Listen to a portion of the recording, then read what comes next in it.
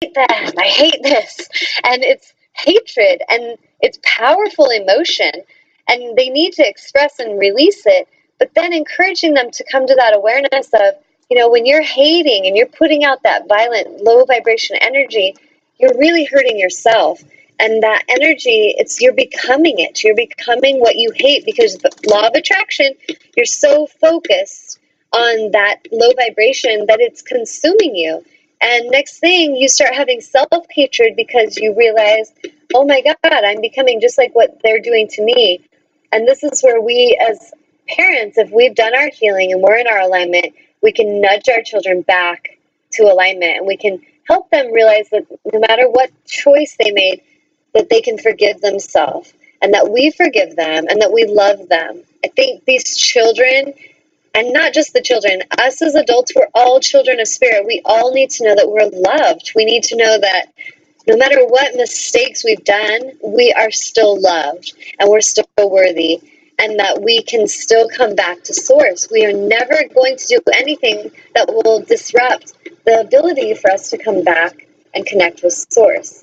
But if you have a belief system, and a great deal of people on the planet have a belief system that God, there's this God concept of a God who will punish you and will not forgive you, and you will not get to come to heaven, you're going to hell. If we have that belief system, it is going to cause us suffering. It is time for our planet to wake up to the self-imposed belief systems that are limiting and that are causing us suffering. And if we can shift that in ourselves, each of us individually, we will start to shift the collective consciousness. And when the collective starts to shift, we're going to see a lot of change on this planet. And these very children that have come in that we say are rebellious or ADD or ADHD or all these titles we want to put on them because they won't bow down and they won't submit and they won't honor and respect us when we're out of alignment. These are amazing souls, and they did not come here to do that. They did not come here to bow down and submit to misaligned beings. They came here to challenge you, and they will challenge you. And I know I am one of them. I will not bow down and submit, and I have been called all kinds of names for it. I've been, oh, you're so entitled. Oh, you think you're better than everyone. You think you're superior. I've heard it all, and I don't really care anymore. When I was younger, and I was a learning empath, it bothered me greatly because I wanted people to love me. I wanted them to accept me and not call me names. But as I've gotten older, and not even older in age, as I've become more aware, more awake, remembered who I am, I realized that all those opinions, all that stuff that everyone's projecting, it's about them. It's about their own woundedness. So if you listening have someone in your life that's lashing out at you all the time, it could be a parent, it could be a spouse, a coworker, it doesn't matter. It could be you. You could be the one doing it. What matters is that you stop doing it, or you move away from beings who treat you this way and realize you deserve the best. Because as long as you stay in these vibrations and these environments of abuse, it is going to be very challenging for you to heal and to come back into your alignment. And if you're an empath, it's going to kick your ass. I won't lie. I really encourage in my workshops, when I talk to the students that come, I really encourage them to be so mindful of who they share sacred space with, who they call a friend and let come close, who they call a beloved, a husband, a lover, a wife. These energies, you're meshing your auric fields as one. You're bringing them together, and it would be really beneficial for you to pay attention to who you're doing that with, because if you're around beings who are constantly doubting you, constantly telling you that there's something wrong with you, constantly shaming you, calling you crazy, calling you names, even if you are an amazing spirit, like I know myself now to be very powerful and very intuitive because I've awakened to who I really am. But just 2 years ago, was living in a marriage and in a relationship where I felt like suicidal. Like I didn't want to be on this planet another day because it was too painful. It was too heavy. There was so much misalignment. I couldn't respect anyone around me because they were all negative and they were all deceptive and manipulative, and just being around it was so painful. So I could have stayed there and just kept being angry and kept trying to make them be kind and trying to make them be nice and trying to make them like me. But what I learned was the quickest path is just to come and be true to self, love me, and then thank Source for guiding me to the relationships and the people and the situations that will benefit me, that will actually nurture my soul, and to the souls that really see my gifts and value them. And my life has changed so much. It's been an amazing transformation process. And so each of you watching has this opportunity right now. Some of you are going through some hell situations. Some of you have been in battle internally, hating yourselves, loathing yourselves, because you're not honoring your gifts. You're not honoring the light in you. You're not honoring the fact that you can tell all these people that you surround yourself with have no integrity. You can tell all these people you surround yourself with do not care about you, and you keep trying to get them to. Let that go and come back and be true to self. That's the fastest path. And then in that place of alignment, vibrationally, you are going to draw in all the support you need, all the loving people you desire, all the amazing abundance that you desire. It's all going to come in vibrationally when you are a vibrational match. So if you're the one putting out the negativity, if you're the one that's being a controller, even if you've been doing it your whole life, wake up and stop doing it and stop making excuses for why that's okay. We all have to shift this thing of "it's not my fault" concept, because a lot of the most destructive and abusive energies on the planet have this attitude of "it's not my fault, it's all them, they made me do it." You know, I was seeing something on the internet the other day about this guy that like killed a bunch of sorority girls, raped them and killed them, and it was because he wanted to teach them that, you know, none of them would have sex with him, so he's going to teach them a lesson. And this is insanity at its like greatest expression.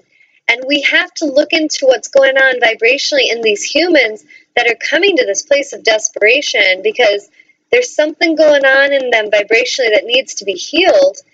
Otherwise, what happens is they become these narcissistic beings that go out and just sociopathic beings that think they can take and do whatever they want in society with no concept to what it's causing in others. And this is where we got to address that as parents with our children. And it's even if the parent has done their best and the child still goes that way, that is not your fault. You're going to do your best. So don't think that your kid lashing out is all on your shoulders. We got to be in alignment. We're a spirit, they're a spirit. We each have our own spiritual path and direction. But we can have a powerful influence on our children if we are in our alignment. If we're not in our alignment, we can have a powerful influence on our children as well.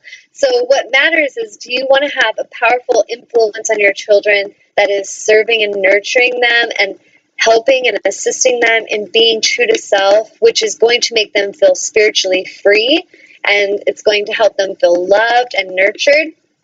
These souls will not want to do harmful things in society. The ones that are lashing out and doing these violent acts, it is because they have been lashed out at and treated violently in some way or another, in some form or another. They have not had the heartfelt connection. They've been punished and shamed, but never heartfelt connection with empathy. And I feel that's why the angels are bringing me this huge wave. Like, what I'm sensing is this will be what my seminars and my healing retreats are going to be about, is the empowering of the empath. Because as we awaken that divine feminine on the planet, the divine feminine is representative of the empathic energy in us, the intuitive energy. And that is what is returning. And if we allow it to rise up and find balance, our masculine, our feminine energies, we become in the space, we create wholeness and unity consciousness. That is going to change everything. I am in that consciousness. There's not one part of me that has any desire to harm another, ever. So if we're afraid of change, all we need to realize is what we're really afraid of is letting go of our belief systems that we've attached to. And if our belief systems we've been so attached to are not serving us, and they're causing a societal suffering, collective consciousness of great suffering, then we need to address that. It's time to wake the hell up and address that, and stop putting and projecting the blame on everyone around us, but start coming inside and doing our own stuff. Each one of you watching, spreading this message, sharing this. Go to my YouTube channel, Tanya Angel, follow that. Share it with all your family, all your friends. Get this movement going. We need to create a movement. There's so much emphasis put on creating movements of things that have really no importance, but the big stuff we get lazy with. We get lazy to do our soul work. I'm going to go distract myself, go watch a movie, or go distract myself and I'm going to go shoot some shit, Like, we all have our way that we want to distract, but it would be important and powerful if we stop doing the distraction and we start tuning in and doing our healing work, which is really not even that hard of work. It's just day-to-day intention, day-to-day awareness. Like right now, having awareness of what's going on inside of you vibrationally. Right now, having the awareness of what are my thoughts right now? Like, what's the thinking pattern I'm having right now? Am I having self-destructive thoughts, or am I having loving thoughts? Because our reality that we're creating is being created with our thinking. So we each need to address and be aware of that. I was on a roll. Is there any questions? Any questions or anything?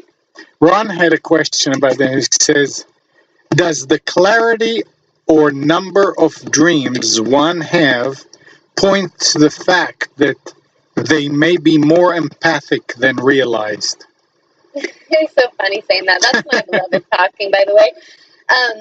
Yes, and actually that's something that I was going to mention, that empaths are often very sensitive souls. They're usually very highly intelligent beings that are tuned into higher consciousness, not only like this higher dimensional knowledge, not only in dream state, but we can learn to have that happening in waking state. Like, as I'm speaking right now, I am tuning into source and allowing it to come through me. That's why I was like, I was on a roll, because it's just flowing in. But when we're in our dream state, most empaths are very vivid dreamers. They have very vivid, lucid dreams. And even a learning empath, I've met some empaths that are not quite claiming their gift yet, and they say, I don't really dream very much.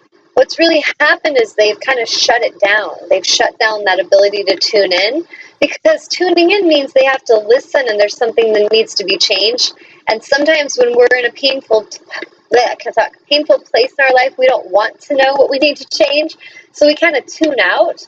Well, an empath can become so good at guarding themselves that they can actually pinch themselves off from source, and that will cause them suffering and depression and self-esteem issues and things like that. So back to the question about dreaming, absolutely. Empowered empath, often, if you talk to someone that you can sense as an empowered empath, they have very vivid, lucid dreams. Their dream state, their sleeping dream, as I like to call it, often will bring them clarity, guidance, symbols, higher consciousness information. I literally the other night had a client that I was going to see the next day, and we were chatting, and so I said, okay, I'll see you tomorrow. We're going to do your clearing. Well, the night before I saw her and I were in conversation all night in my dream state. We were doing deep down soul healing and clearing before she ever showed up to my healing table or my healing room. And so that's what I mean by tuning in at that level. Like, I have tuned in to where I know things that are going to happen on the planet before they happen. An empath can sense, I think of it kind of like Yoda. I've always related to Yoda in Star Wars, where Yoda can just sense, he's got his eyes closed, he's just calm, and his mind is empty and clear. Everyone's talking around him. You notice how they a lot of times will have him in the movie and everyone's arguing, and he's just there and he's just tuning in. And then he'll just suddenly say the most perfect, wise thing. And one of the things he says that I've felt connected to me, even as a child, is when he tunes in and he says, there's a disturbance in the force. Like, he senses a disturbance in the force. And he's just like, ooh, great suffering I sense, or however he talks. Basically, that is his empathy gift. And as an empath, that's what